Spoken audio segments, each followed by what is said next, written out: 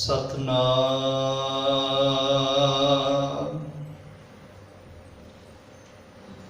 धन वाहिगुरु साहिब जी।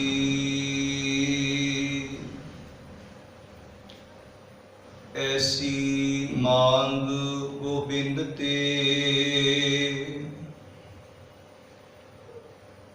टहल संतन की संग साधु का। हर नामा जप परम गति। दंडौत बंदन अनेक बार। सर्ब कला समर्थ।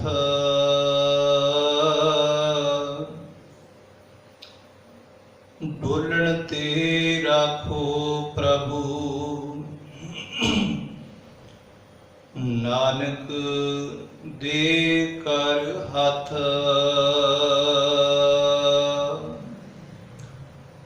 परम सत्कारयोग सतगुरां दी साजी निवाजी गुरु रूप गुरु प्यारी साध संगत जीओ। निता प्रति आप जी गुरमत गुरबाणी की विचार सरवण करते आ रहे हो। अज आपां गुरबाणी के महान फलसफे विचों सत संगत दियां जो बरकतां ने, सत संगत की परिभाषा, सत संगत की महानता, इसनूं समझण दा यतन करांगे। सिक्खी दे अंदर सत संगत का बहुत ही निर्मोलक, बहुत वडमुला गुण है। सत संगत किसनूं आखदे ने, सत संगत किस तरीके नाल करनी है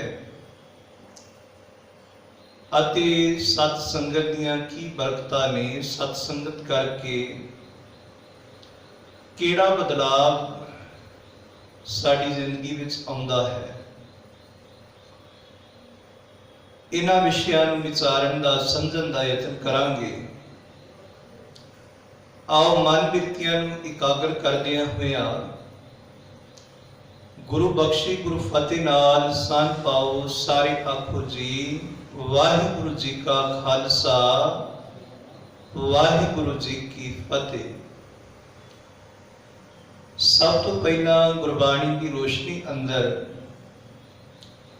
असी ये समझांगे कि सत संगत किसनूं कहते हैं। जदों सत संगत शब्द नूं असी विचारने हाँ, ये दो शब्दों का सुमेल है। सत प्लस संग, सत संग जा सत प्लस संगत। हुण सत का अर्थ है सच। सत संस्कृत का शब्द है जिसका अर्थ है सच। सच की संगत।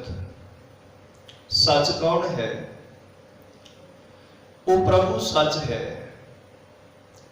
जिस बारे गुरु नानक साहब जी आखदे ने कि आद सच जुगाद सच है भी सच नानक होसी भी सच। सच रब है, प्रभु है। उस सच की संगत करनी, इसनूं कहंदे ने सत संग, कि मैं सत का संग करना है। सत का संग करन वाला, सच की संगत करन वाला, उसनूं असीं सतसंगी कहने हाँ। जदों बाणी दे अंदरों असीं परिभाषा पढ़ांगे सत संगत दी, ते गुरु नानक साहब जी श्री राग दे अंदर वचन करदे ने सत संगत कैसी जानी है कि भाई सत संगत किहो जी हुंदी है। क्योंकि संगत ते बड़ी हो रही है। सभा नूं, इकट्ठ नूं संगत आख्या जा रहा है कि बड़ी हो रही है, कोई देहधारी मत्थे टिका रहा है, असी कहने ये भी संगत हो रही है। जिथे गप कहानियां करामाता इहो जिहियां चीज़ां सुनाईयां जा रही ने, असी उसनों भी कहने ये सत संगत हो रही है। पर जदों गुरु नानक साहब जी तो पूछने कि पातशाह तुसी कृपा करो, दसो जे सानू सत संगत विच आउण लई तुसी बाणी दे अंदर बार-बार प्रेरित कर रहे हो कि मेरे माधु जी सत संगत मेले सो तरिया, जब तुसी कह रहे हो कि जेड़ा सतसंग नहीं कर रहा त्रिग जीवे त्रिग जीवास, उसका जीवन त्रिग है, फिटकार योग है। जेड़ा गुरु की शरण विच नहीं आ रहा, संगत विच नहीं आ रहा, पर तुसी कृपा करके ये भी दसो कि सतसंगत कहंदे किसनूं ने। पातशाह आखदे ने सत संगत कैसी जानी है, जिथे एको नाम वखाणी है। ये भाई सत संगत ते उसनूं आख्या जाता है जिथे एक प्रभु दे नाम की विचार हो रही है, जिथे नाम का विख्यान हो रहा है।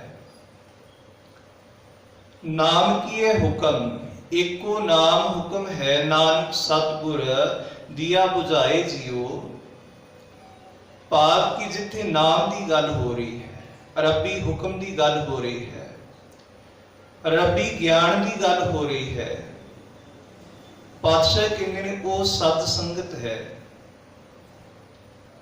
क्योंकि जो रब्बी नाम है, रब्बी हुक्म है, रब्बी ज्ञान है, ये सर्व साझा है, ये हरेक मनुख वास्ते है।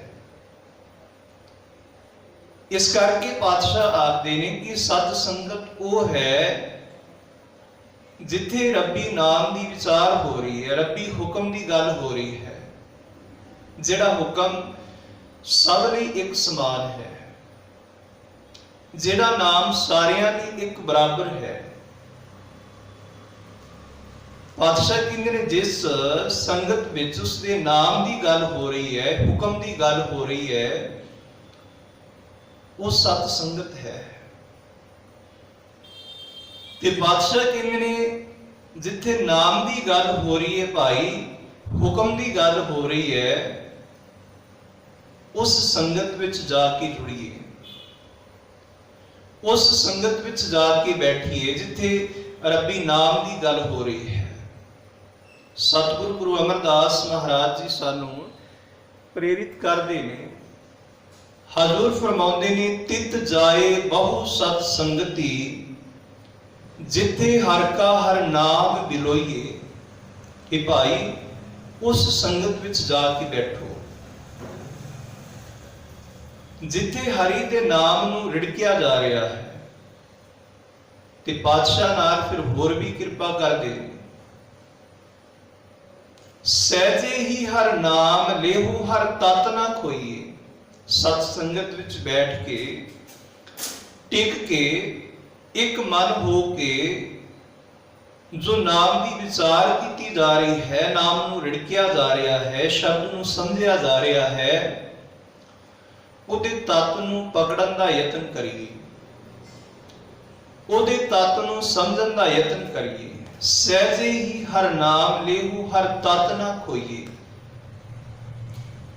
किते सत्संगत विच आके जिहड़ा असल तत्त है नाम दा, हुक्म दा, शब्द की विचार दा, ये किते गवाच ना जाए।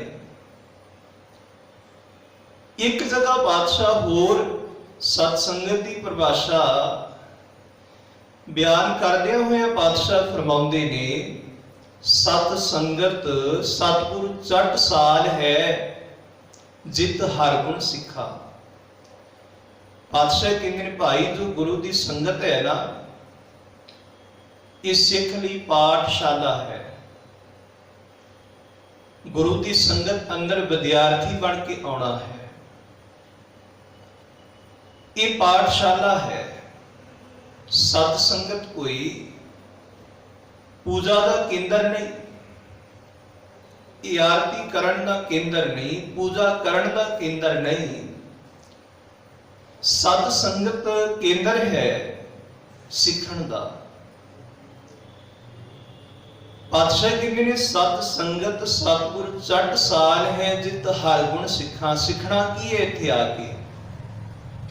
ਹਰੀ ਦੇ ਗੁਣਾਂ ਨੂੰ, ਹਰੀ ਦੇ ਗੁਣਾਂ ਨੂੰ ਸਿੱਖਣਾ ਹੈ। ਜਿਨ੍ਹਾਂ ਗੁਣਾਂ ਬਾਰੇ ਅਸੀਂ ਕਹਿੰਦੇ ਆ ਕਿ ਤੇਰੇ ਕਵਨ ਕਵਨ ਗੁਣ ਕਹਿ ਕਹਿ ਗਾਵਾਂ, ਤੂੰ ਸਾਹਿਬ ਗੁਣੀ ਨਿਧਾਨਾ। हे ਰੱਬ ਜੀ, ਤੁਸੀਂ ਗੁਣਾਂ ਦੇ ਖਜ਼ਾਨੇ ਹੋ। ਇੰਨੇ ਕੁ ਤੁਹਾਡੇ ਅੰਦਰ ਗੁਣ ਨੇ ਕਿ ਜਿਨ੍ਹਾਂ ਗੁਣਾਂ ਨੂੰ ਬਿਆਨ ਨਹੀਂ ਕੀਤਾ ਜਾ ਸਕਦਾ, ਜਿਨ੍ਹਾਂ ਗੁਣਾਂ ਦਾ ਅੰਤ ਨਹੀਂ ਪਾਇਆ ਜਾ ਸਕਦਾ, ਉਹਨਾਂ ਰੱਬੀ ਗੁਣਾਂ ਨੂੰ ਸਤ ਸੰਗਤ ਵਿੱਚ ਆ ਕੇ ਮੈਂ ਸਿੱਖਣਾ ਹੈ। ਪਾਤਸ਼ਾਹ ਕਹਿੰਦੇ ਨੇ ਇਹ ਸਤ ਸੰਗਤ ਦੀ ਪਰਿਭਾਸ਼ਾ ਹੈ ਕਿ ਜਿੱਥੇ ਇੱਕੋ ਨਾਮ ਮੁਖਾਣੀ ਹੈ। ਸਤ ਸੰਗਤ ਸਤਿਗੁਰ ਚਟ ਸਾਲ ਹੈ। ਤੇ ਪਾਤਸ਼ਾਹ ਜੀ ਤੋਂ ਹੋਰ ਜਦੋਂ ਪੁੱਛੀਏ, ਸਤਿਗੁਰ ਜੀ ਹੋਰ ਕਿਰਪਾ ਕਰਕੇ ਸਾਨੂੰ ਸਤ ਸੰਗਤ ਦੀ ਮਹਾਨਤਾ ਸਮਝਾਓ। ਪਾਤਸ਼ਾਹ ਕਹਿੰਦੇ ਨੇ ਕਿ ਭਾਈ ਸਤ ਸੰਗਤ ਸਾਡੀ ਮਾਂ ਹੈ ਤੇ ਗੁਰੂ ਸਾਡਾ ਪਿਤਾ ਹੈ।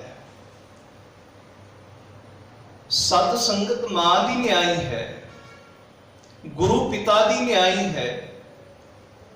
ਸਤ ਸੰਗਤ ਵਿੱਚ ਆ ਕੇ ਨਵਾਂ ਜਨਮ ਲੈਣਾ ਹੈ, ਨਵੇਂ ਜਨਮ ਦੀ ਪ੍ਰਾਪਤੀ ਕਰਨੀ ਹੈ। ਗੁਰੂ ਪਿਤਾ ਰਾਹੀਂ, ਸਤ ਸੰਗਤ ਰੂਪੀ ਮਾਂ ਦੇ ਰਾਹੀਂ ਤੂੰ ਨਵਾਂ ਜਨਮ ਲੈਣਾ ਹੈ। ਇੱਕ ਜਨਮ ਮਿਲਿਆ ਹੈ ਮਾਤਾ ਪਿਤਾ ਦੇ ਸੰਯੋਗ ਨਾਲ, ਪਰ ਆਤਮਿਕ ਜੀਵਨ ਇੱਕ ਨਵਾਂ ਪ੍ਰਾਪਤ ਕਰਨਾ ਹੈ।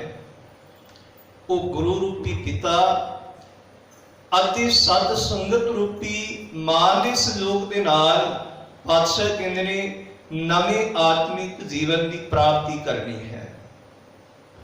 ਪੁਰਾਤਨ ਸਨਾਤਨੀ ਇਤਿਹਾਸ ਦੇ ਅੰਦਰ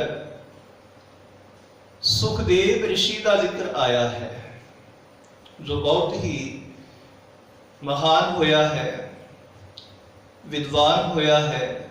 ਸੁਖਦੇਵ ਰਿਸ਼ੀ, ਉਹਨਾਂ ਦੇ ਬਾਰੇ ਭਾਈ ਗੁਰਦਾਸ ਜੀ ਨੇ ਲਿਖਿਆ ਹੈ ਕਿ ਉਹ 12 ਵਰ੍ਹੇ ਮਾਂ ਦੇ ਗਰਭ ਵਿੱਚ ਰਹੇ, 12 ਸਾਲ। ਹੁਣ 12 ਸਾਲ ਤੋਂ ਬਾਅਦ ਜਦੋਂ ਉਹਨਾਂ ਦਾ ਜਨਮ ਹੋਇਆ ਤੇ ਉਹ ਜੰਮਦਿਆਂ ਸਾਰ ਉਹਨਾਂ ਨੇ ਉਦਾਸੀ ਧਾਰਨ ਕਰ ਲਈ, ਘਰ ਛੱਡ ਦਿੱਤਾ। ਹੁਣ ਜਦੋਂ ਭਾਈ ਗੁਰਦਾਸ ਜੀ ਦੇ ਇਹ ਬਚਨ ਪੜ੍ਹੇ ਤੇ ਬੜੀ ਹੈਰਾਨੀ ਹੋਈ ਕਿ ਇਹ ਤੇ ਕੁਦਰਤ ਦੇ ਨਿਯਮ ਤੋਂ ਬਾਹਰੀ ਗੱਲ ਹੈ ਕਿ ਬੱਚੇ ਦਾ ਜੋ ਸਮਾਂ ਹੈ ਗਰਭ ਵਿੱਚ ਉਹ 9 ਮਹੀਨੇ ਦਾ ਹੈ। ਚਲੋ ਵੱਧ ਤੋਂ ਵੱਧ 10 ਮਹੀਨੇ ਦਾ ਹੈ, ਪਰ 12 ਸਾਲ ਗਰਭ ਵਿੱਚ ਰਹਿਣਾ ਇਹ ਬੜੀ ਅਨੋਖੀ ਗੱਲ ਹੈ, ਬੜੀ ਅਚਰਜ ਗੱਲ ਹੈ। ਉਸ ਤੋਂ ਵੀ ਅੱਗੇ ਅਚਰਜ ਗੱਲ ਕਿ ਜੰਮਦਿਆਂ ਸਾਰ ਉਦਾਸੀ ਵਾਲੇ ਪਾਸੇ ਚੱਲ ਪੈਣਾ, ਜੰਗਲਾਂ ਵਾਲੇ ਪਾਸੇ। ਹਜੇ ਬੱਚੇ ਨੂੰ ਬੋਲਣ ਦਾ ਪਤਾ ਨਹੀਂ, ਚੱਲਣ ਦਾ ਪਤਾ ਨਹੀਂ, ਪਰ ਜੰਮਦਿਆਂ ਸਾਰ ਕਿਸ ਤਰ੍ਹਾਂ ਉਹ ਜੰਗਲ ਵੱਲ ਜਾ ਸਕਦਾ ਹੈ। ਪਰ ਜਦੋਂ ਧਿਆਨ ਦੇ ਨਾਲ ਸਮਝਣ ਦਾ ਯਤਨ ਕਰਾਂਗੇ ਕਿ ਭਾਈ ਗੁਰਦਾਸ ਜੀ ਮਹਾਨ ਵਿਦਵਾਨ ਨੇ, ਸਿੱਖ ਕੌਮ ਦੇ ਮਹਾਨ ਫਿਲਾਸਫਰ ਨੇ, ਬੜੀ ਉੱਚ ਕੋਟੀ ਦੇ ਉਹ ਮਾਲਕ ਨੇ, ਪਰ ਉਹ ਗੱਲ ਐਵੇਂ ਨਹੀਂ ਲਿਖ ਸਕਦੇ। ਸੋ ਇਸ ਗੱਲ ਪਿੱਛੇ ਬੜਾ ਡੂੰਘਾ ਭਾਵ ਹੈ। ਉਹਨਾਂ ਦੇ ਬਚਨ ਨੇ ਕਿ 12 ਵਰੇ ਗਰਬਾਸ ਵਸੇ, ਜੰਮਦਿਆਂ ਹੀ ਸੁਤ ਲਈ ਉਦਾਸੀ। ਕਿ 12 ਸਾਲ ਉਹ ਗਰਭ ਵਿੱਚ ਰਹੇ, ਪਰ ਇਹ ਸਮਝਣ ਦਾ ਯਤਨ ਕਰਨਾ, ਉਹ ਗਰਭ ਮਾਤਾ ਦੇ ਗਰਭ ਦੀ ਉੱਥੇ ਗੱਲ ਨਹੀਂ ਹੋ ਰਹੀ, ਉਸ ਗਰਭ ਦੀ ਗੱਲ ਨਹੀਂ ਕਰ ਰਹੇ। ਭਾਈ ਗੁਰਦਾਸ ਜੀ ਕਰ ਰਹੇ ਨੇ ਸਤ ਸੰਗਤ ਰੂਪੀ ਗਰਭ ਦੀ ਗੱਲ, ਕਿਉਂਕਿ ਪਹਿਲਾਂ ਅਰਜ਼ ਕੀਤੀ ਹੈ ਕਿ ਸਤ ਸੰਗਤ ਮਾਂ ਦੀ ਨਿਆਈ ਹੈ, ਸਾਡੀ ਮਾਤਾ ਹੈ ਸਤ ਸੰਗਤ। ਹੁਣ ਭਾਈ ਗੁਰਦਾਸ ਜੀ ਆਖਦੇ ਨੇ ਕਿ ਜੋ ਸੁਖਦੇਵ ਰਿਸ਼ੀ ਸੀ, ਉਸਨੇ 12 ਸਾਲ ਸਤਪੁਰਸ਼ਾਂ ਦੀ ਸੰਗਤ ਕੀਤੀ। 12 ਸਾਲ ਸਤ ਸੰਗਤ ਕਰਕੇ ਉਸਨੂੰ ਨਵੇਂ ਜਨਮ ਦੀ ਪ੍ਰਾਪਤੀ ਹੋਈ। ਭਾਵ ਕਿ ਇੰਨਾ ਸਮਾਂ ਲੱਗ ਗਿਆ ਸਤ ਸੰਗਤ ਕਰਦਿਆਂ, ਤੇ ਫਿਰ ਕਿਤੇ ਜਾ ਕੇ ਗੱਲ ਬਣੀ, ਫਿਰ ਇੱਕ ਨਵਾਂ ਜਨਮ ਪ੍ਰਾਪਤ ਹੋਇਆ। ਫਿਰ ਉਹ ਮੋਹ ਮਾਇਆ ਤੋਂ ਨਿਰਲੇਪ ਹੋ ਗਏ। ਹੁਣ ਪਾਤਸ਼ਾਹ ਸਾਨੂੰ ਸਮਝਾ ਰਹੇ ਨੇ, ਭਾਈ ਇੱਕ ਜਨਮ ਤੇ ਅਸੀਂ ਲਿਆ ਹੈ ਮਾਤਾ ਪਿਤਾ ਦੇ ਸੰਜੋਗ ਨਾਲ, ਪਰ ਇੱਕ ਜਨਮ ਲੈਣਾ ਹੈ ਸਤ ਸੰਗਤ ਰੂਪੀ ਮਾਂ ਦੀ ਗੋਦ ਵਿੱਚੋਂ, ਗਰਭ ਵਿੱਚੋਂ, ਜਿਸ ਨੂੰ ਪਾਤਸ਼ਾਹ ਆਖਦੇ ਨੇ ਸਾਧ ਸੰਗ ਭਇਓ ਜਨਮ ਪ੍ਰਾਪਤ। ਕਿ ਮੈਨੂੰ ਸਤ ਸੰਗਤ ਵਿੱਚੋਂ ਨਵੇਂ ਜਨਮ ਦੀ ਪ੍ਰਾਪਤੀ ਮਿਲੀ ਹੈ, ਨਵੇਂ ਜਨਮ ਦੀ ਪ੍ਰਾਪਤੀ ਹੋਈ ਹੈ। ਸਤ ਸੰਗਤ ਭਇਓ ਜਨਮ ਪ੍ਰਾਪਤ, ਕਰ ਸੇਵਾ ਭਜ ਹਰ ਹਰ ਗੁਰਮਤ। ਜਿਸ ਨੂੰ ਨਵੇਂ ਜਨਮ ਦੀ ਪ੍ਰਾਪਤੀ ਸਤ ਸੰਗਤ ਵਿੱਚੋਂ ਹੋ ਜਾਂਦੀ ਹੈ, ਉਹ ਫਿਰ ਰੱਬ ਦੀ ਸੇਵਾ ਵਿੱਚ ਜੁੜਦਾ ਹੈ, ਉਸ ਦੀ ਸਿਫਤ ਸਲਾਹ ਦੇ ਵਿੱਚ ਜੁੜਦਾ ਹੈ। ਤੇ ਪਾਤਸ਼ਾਹ ਕਹਿੰਦੇ ਨੇ ਭਾਈ ਸਮਾਂ ਲੱਗਦਾ ਹੈ। ਸਤਿਗੁਰ ਕੇ ਜਨਮੇ ਗਵਨ ਮਿਟਾਇਆ। ਜਦੋਂ ਸਤਿਗੁਰ ਦੇ ਘਰ ਜਨਮ ਹੁੰਦਾ ਹੈ ਤੇ ਸਾਡਾ ਪਿਛਲਾ ਜਿਹੜਾ ਜਨਮ ਹੈ, ਭਾਵ ਸੁਭਾਅ, ਸਾਡਾ ਪਿਛਲਾ ਜੀਵਨ, ਉਹ ਖਤਮ ਹੋ ਜਾਂਦਾ ਹੈ, ਇੱਕ ਨਵੇਂ ਜੀਵਨ ਦੀ ਪ੍ਰਾਪਤੀ ਹੁੰਦੀ ਹੈ। ਗੁਰੂ ਨਾਨਕ ਸਾਹਿਬ ਜੀ ਦੀ ਸੰਗਤ ਕਰਕੇ, ਗੁਰੂ ਸ਼ਬਦ ਸੁਣ ਕੇ ਠੱਗ ਨੂੰ ਇੱਕ ਨਵੇਂ ਜੀਵਨ ਦੀ ਪ੍ਰਾਪਤੀ ਹੋਈ। ਤੁਲੰਬੇ ਦੀ ਧਰਤੀ ਤੇ ਰਹਿਣ ਵਾਲਾ ਠੱਗ ਸੱਜਣ ਬਣ ਗਿਆ, ਇੱਕ ਨਵਾਂ ਜੀਵਨ ਮਿਲ ਗਿਆ, ਪਰ ਇੱਕੋ ਸ਼ਬਦ ਸੁਣਿਆ। ਹੁਣ ਪਿਆਰਿਓ, ਸਤ ਸੰਗਤ ਮਾਂ ਦੀ ਨਿਆਈ ਹੈ, ਗੁਰੂ ਪਿਤਾ ਦੀ ਨਿਆਈ ਹੈ, ਪਰ ਪਾਤਸ਼ਾਹ ਕਹਿੰਦੇ ਨੇ ਭਾਈ ਸਤ ਸੰਗਤ ਵਿੱਚ ਆਈਏ ਤੇ ਤਾਂ ਸਾਨੂੰ ਨਵੇਂ ਆਤਮਿਕ ਜੀਵਨ ਦੀ ਪ੍ਰਾਪਤੀ ਹੋਵੇਗੀ। ਹੁਣ ਦੂਸਰੀ ਗੱਲ, ਹੁਣ ਕਈ ਵਾਰੀ ਬੱਚੇ ਗਰਭ ਅੰਦਰ ਹੀ ਮਰ ਜਾਂਦੇ ਨੇ, ਖਤਮ ਹੋ ਜਾਂਦੇ ਨੇ। ਗਰਭ ਇੱਕ ਐਸਾ ਟਿਕਾਣਾ ਹੈ, ਐਸੀ ਥਾਂ ਹੈ ਜਿਸ ਵਿੱਚ ਰਹਿ ਕੇ ਨਵੇਂ ਜਨਮ ਦੀ ਪ੍ਰਾਪਤੀ ਹੁੰਦੀ ਹੈ। ਪਰ ਕਈ ਵਾਰੀ ਜਿੱਥੋਂ ਗਰਭ ਵਿੱਚੋਂ ਜਨਮ ਹੁੰਦਾ ਹੈ, ਉੱਥੇ ਗਰਭ ਵਿੱਚ ਮੌਤ ਵੀ ਹੋ ਜਾਂਦੀ ਹੈ। ਹੁਣ ਪਾਤਸ਼ਾਹ ਕਹਿੰਦੇ ਨੇ ਸਤ ਸੰਗਤ ਮਾਂ ਹੈ, ਸਤ ਸੰਗਤ ਉਹ ਗਰਭ ਹੈ ਜਿੱਥੇ ਆ ਕੇ ਮੈਨੂੰ ਨਵੇਂ ਜੀਵਨ ਦੀ ਪ੍ਰਾਪਤੀ ਹੋਣੀ ਹੈ। ਪਰ ਕਈ ਵਾਰੀ ਸਤ ਸੰਗਤ ਵਿੱਚ ਆ ਕੇ ਵੀ ਜਨਮ ਹੋਣ ਦੀ ਬਜਾਏ ਮੌਤ ਹੋ ਜਾਂਦੀ ਹੈ। ਬੜੀ ਹੈਰਾਨੀ ਦੀ ਗੱਲ ਕਿ ਗਰਭ ਚੋਂ ਤੇ ਜੀਵਨ ਮਿਲਦਾ ਹੈ, ਜਨਮ ਮਿਲਦਾ ਹੈ, ਪਰ ਜਿੱਥੇ ਜਨਮ ਮਿਲਦਾ ਹੈ ਉੱਥੇ ਕਈਆਂ ਦੀ ਮੌਤ ਹੋ ਜਾਂਦੀ ਹੈ। ਇਸੇ ਤਰ੍ਹਾਂ ਸਤ ਸੰਗਤ ਰੂਪੀ ਮਾਂ ਅੰਦਰੋਂ ਨਵੇਂ ਆਤਮਿਕ ਜੀਵਨ ਦੀ ਪ੍ਰਾਪਤੀ ਹੋਣੀ ਹੈ, ਪਰ ਪਾਤਸ਼ਾਹ ਕਹਿੰਦੇ ਨੇ ਕਈ ਵਾਰੀ ਐਸਾ ਹੋ ਜਾਂਦਾ ਹੈ, ਸਤ ਸੰਗਤ ਜਿੱਥੋਂ ਜੀਵਨ ਮਿਲਣਾ ਹੈ ਉੱਥੋਂ ਇਨਸਾਨ ਨੂੰ ਆਤਮਿਕ ਮੌਤ ਮਿਲ ਜਾਂਦੀ ਹੈ। ਜਿਵੇਂ ਪਾਤਸ਼ਾਹ ਜੀ ਦੀ ਬਾਣੀ ਨੂੰ ਪੜ੍ਹੀਏ, ਵਿਚਾਰੀਏ ਤੇ ਸਤਿਗੁਰ ਜੀ ਇਹ ਗੱਲ ਸਮਝਾਉਂਦੇ ਨੇ ਕਿ ਭਾਈ ਸਤ ਸੰਗਤ ਵਿੱਚ ਆ ਕੇ ਰੱਬੀ ਗੁਣਾਂ ਨੂੰ ਸਿੱਖ ਕੇ ਆਤਮਿਕ ਜੀਵਨ ਲੈਣਾ ਸੀ। ਪਰ ਜੇ ਸਤ ਸੰਗਤ ਵਿੱਚ ਆ ਕੇ ਅਸੀਂ ਰੱਬੀ ਗੁਣਾਂ ਨੂੰ ਸਿੱਖਿਆ ਨਹੀਂ, ਪਰ ਇੱਥੇ ਆ ਕੇ ਵੀ ਅਸੀਂ ਕੁਸੰਗਤ ਹੀ ਕਰ ਰਹੇ ਹਾਂ, ਸੰਗਤ ਵਿੱਚ ਆ ਕੇ ਵੀ ਮਨ ਕੁਸੰਗਤ ਕਰ ਰਿਹਾ ਹੈ, ਸੰਗਤ ਵਿੱਚ ਆ ਕੇ ਵੀ ਮਨ ਮੋਹ ਮਾਇਆ ਵਿੱਚ, ਈਰਖਾ ਨਫ਼ਰਤ ਵਿੱਚ, ਨਿੰਦਿਆ ਚੁਗਲੀ ਵਿੱਚ ਫਸਿਆ ਹੋਇਆ ਹੈ, ਤੇ ਪਾਤਸ਼ਾਹ ਕਹਿੰਦੇ ਨੇ ਜਿੱਥੋਂ ਨਵਾਂ ਜੀਵਨ ਮਿਲਣਾ ਸੀ ਭਾਈ, ਉਹ ਨਵਾਂ ਜੀਵਨ ਤੇ ਨਹੀਂ ਹੋਇਆ, ਪਰ ਇੱਥੇ ਆਤਮਿਕ ਜੀਵਨ ਦੀ ਮੌਤ ਹੋ ਗਈ।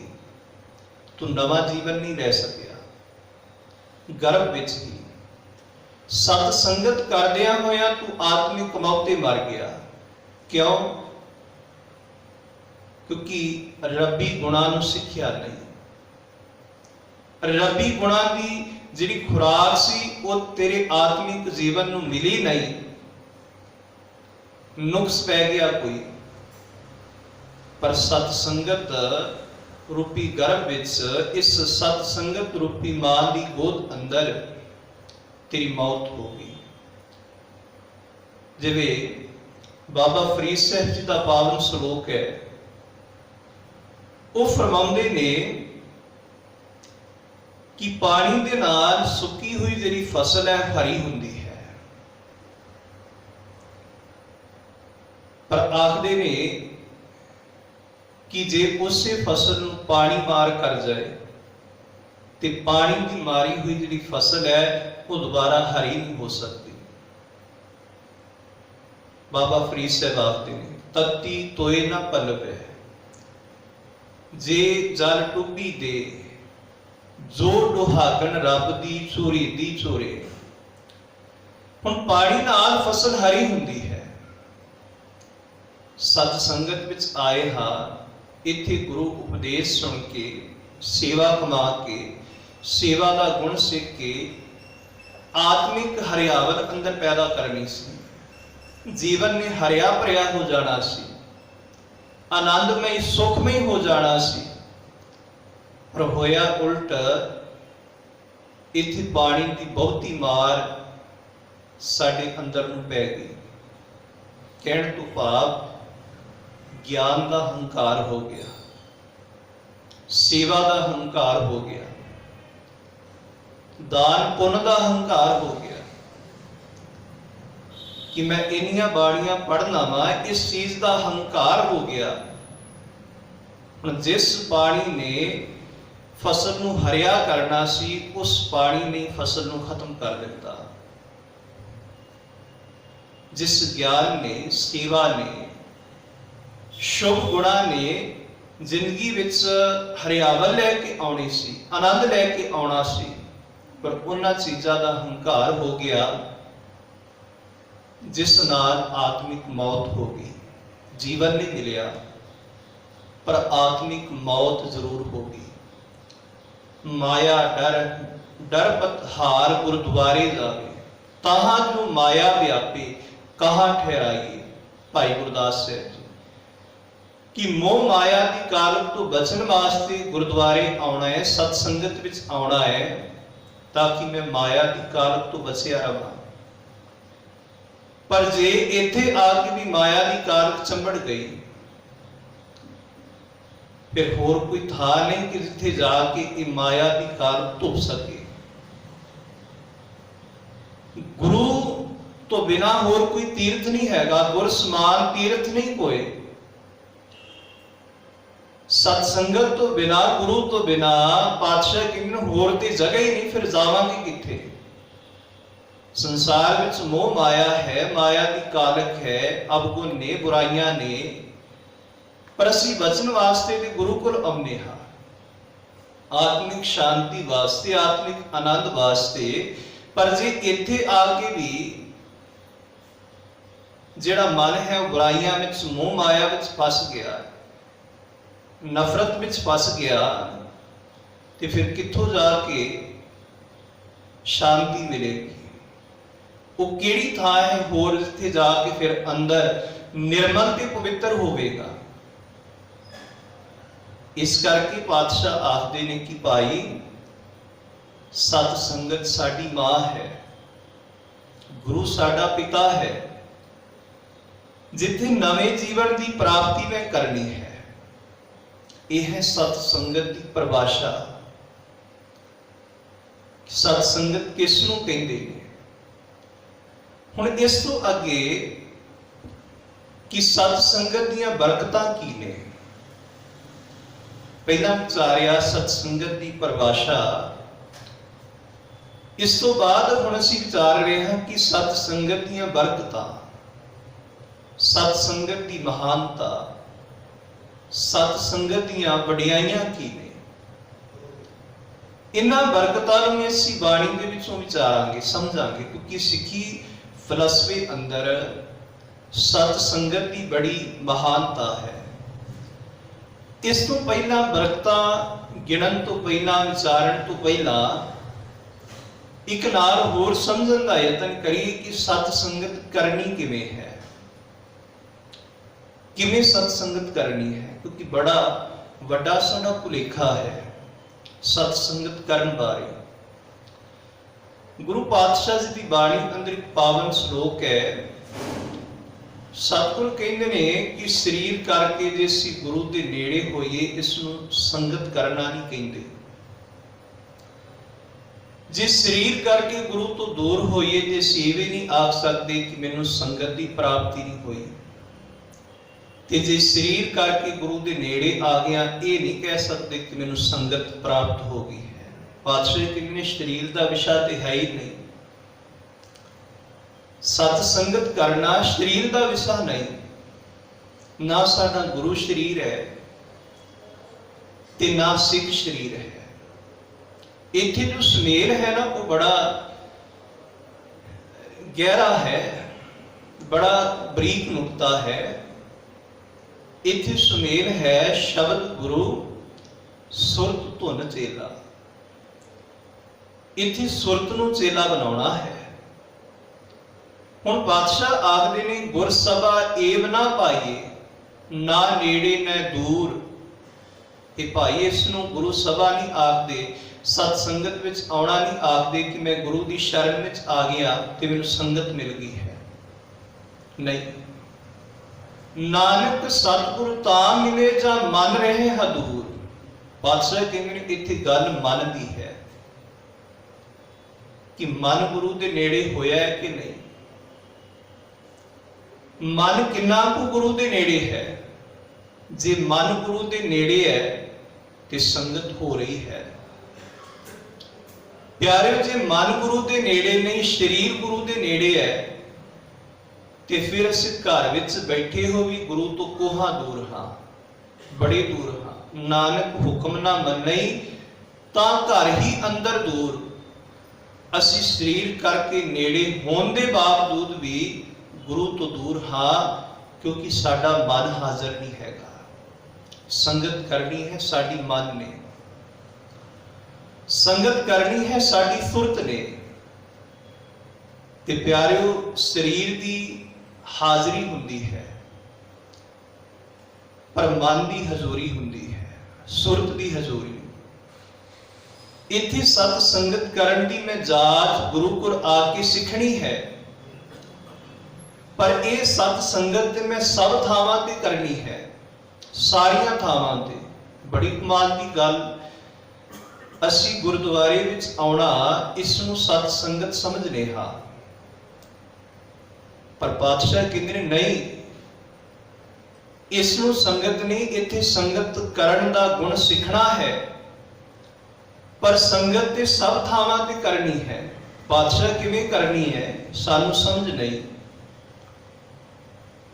भगत कबीर साहब जी दे पवित्र रचना तो उच्चारण किया हुआ पावन श्लोक वो आखदे ने, हाथ पांव कर काम सब चीत निरंजन नाल। कहते हैं मैं ते काम काज करदिया होया भी संगत कर रहा, क्योंकि चित्त नूं रब विच जोड़ के रखिया है। उठत बैठत सोवत ध्याइए, मार्ग चलत हरे हर गाइए। सतगुरु जी फरमाउंदे ने भाई उठदियां भी संगत कर सकने हाँ, बैठदियां चलदियां फिरदियां काम काज करदियां संगत हो सकती है, पर जे ये संगत करनी गुरु जी तो सीखी है। सो सतगुरु प्यारा मेरे नाल है, जिथे किथे मैनू लए छड़ाई। गुरु मेरा ते मेरे नाल है, पर मैं हर समय गुरु की संगत कर सकना किवें हो सकती है? जदों मन हाजिर होवेगा, मन की हजूरी होवेगी। पहला समझिया कि सत्संगत की परिभाषा, दूसरा असी गुरबाणी विचों दूसरा पॉइंट समझिया है सत्संगत किवें करनी है। हुण तीसरा पॉइंट कि सत्संगत दीयां बरकतां की ने, क्योंकि अज दा विशा गुरबाणी अंदरों सत्संगत दी वडियाई, सत्संगत की परिभाषा है। ते पातशाह जी की बाणी विचों पढ़िए ते बड़े कमाल के पातशाह जी ने वचन आखे ने कि सत्संगत करदिया किहड़ा बदलाव आउंदा है, सत्संगत दीयां की बरकतां ने। एक वचन बाबा कबीर साहब जी दा आपां लवांगे। बाबा कबीर साहब आखदे ने कि सत्संगत करदियां होया इन्ना बदलाव आया, इन्ना परिवर्तन आया कि मेरा जिहड़ा घर सी वो उजड़ गया। मेरे अंदर जिहड़ा मोह माया का घर बनिया होया सी ना, अज्ञानता का घर बनिया होया सी, वो उजड़ गया। सतसंगियां की संगत करदियां होया आखदे ने इन मुंडियन मेरा घर तुंदरावा, कि सतसंगियां ने मेरा मोह माया वाला जिहड़ा अंदर मेरे घर बनिया होया सी ना, उसनूं साड़ के रख दिता है। बिटवे राम रमहुआ लावा, मेरे इस भैड़े मन नूं, अणजान मन नूं सतसंगियां ने मेरे इस मन नूं रमे हुए राम दे नाल जोड़ दिता है। आखदे ने पहला बंद है, हुणे आपां रहाओ दा बंद विचारिया, पहला बंद है इस शब्द दा, मेरी बहुरिया को धनिया नाओ। पहला मेरी जिहड़ी जिंद सी ना, ये धन नूं प्यार करदी सी, ते इस जिंद दा नाम बन चुका सी धन वाली, क्योंकि धन नूं प्रेम करदी सी। हुण आखदे ने कि इन्ना बदलाव आया, मेरी बहुरिया को धनिया नाओ, लै राखियो राम जनिया नाओ। हुण मेरी जिंद ये राम की दासी बन गई है, रब की सेवकी बन गई है। किवें बदलाव आया? सत्संगत विच आके, सत्संगत करके। ते आखदे ने कहत कबीर सुनो मेरी माई, इन मुंडियन मेरी जात गवाई। कहते ने होर भी बदलाव आया, जिथे मोह माया का अंदरों घर वो सड़ गया, मन राम दे नाल जुड़ गया, मेरी जिंद हुण राम दी दासी बन गई। उत्थे आखदे ने एक होर बहुत बड़ा बदलाव आया कि मेरे अंदरों जिहड़ा जात की हीन भावना आउंदी सी ना, मेरी जात दुलाहा सी, लोग हसदे सन, कबीर मेरी जात को सबको हसने हार। कहते हैं जात की हीन भावना भी अंदरों खत्म हो गई है, क्योंकि वड्डे के अंदर ते उच्ची जात का हंकार हुंदा है, पर जिहदी जात नीवी है उहदे अंदर हीन भावना हुंदी है कि मेरी जात नीवी है, वो हीन भावना में रहिंदा है, ते जिहदी जात उच्ची है वो हंकार में रहिंदा है। हुण बाबा कबीर साहब आखदे ने कि सतसंगत करके मैं अपनी जात गवा ली है। हम समझन दा असीं भी यतन करना है कि सानूं भी बड़ा समा हो गया संगत करदिआं कि साडे अंदरों जात पात गई है। नहीं, आप दी जात विच वंडे ही आ। असीं ते इन्ने अगे निकले कि जातां दे नाम ते गुरुद्वारे भी बना लए। ये जट्टां दा गुरुद्वारा, ये पापियां दा गुरुद्वारा, ये रामगढ़ियां दा गुरुद्वारा, कहण तो भाव इन्ने अगे निकल गए। हुण बादशाह कहंदे ने ये ते नहीं है कि सतसंगी सत संगत जो करन वाला है उसकी ये तेरी निशानी है कि वो जातां विच होवे। इस तो अगे जो होर सत संगत दीयां बरकतां पढ़ीए ते गुरु अर्जन पातशाह जी का पावन वचन है, महिमा साधु संग की सुनो मेरे मीता, मैल खोई कोट अग हरे निर्मल पै चीता। कहते ने इन्नी सत संगत की महानता है। मैल खोई कोट अग हरे, सत संगत विच आके अंदर दी मैल लथदी है, करोड़ा पाप नाश हुंदे ने ते जिहड़ा चित्त है ना निर्मल हो जाता है। इस सत संगत की बरकत है। ते पहले बंद विच आखदे ने, पिंगुल पर्वत पार परे खर चतुर्भ कीता। सत संगी करन वाले जिन्हां ने सत संगत कीती है गुरु दी, सतगुरु जी कहते इसनूं पहला पिंगले सन, सच के मार्ग ते एक कदम ही नहीं सन टुर सकते, पर संगत करके हुण सच के मार्ग वाल इन्हां को दौड़ना शुरू कर दिता कि वड्डे वड्डे पहाड़ चढ़ जाते हैं।